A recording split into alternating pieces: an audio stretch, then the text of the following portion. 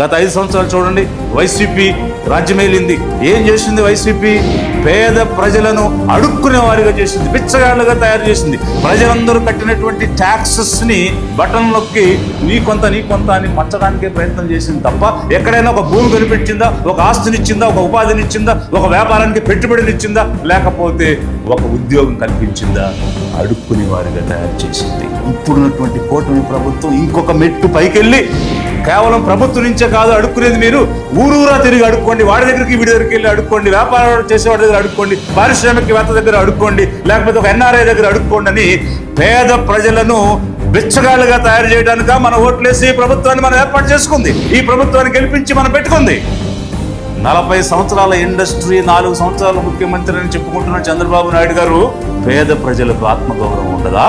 కూటికి లేనటువంటి పేదవాడికి ఉపాధినిచ్చి ఆదాయం సంపాదించే మార్గాన్ని చూపిస్తే కదా వారి ఆత్మగౌరవం నిలబడుతుంది. అంతేగాని అడుక్కునేవాడిగా తయారు చేస్తే వాడికి ఆత్మగౌరవం ఉంటుందా?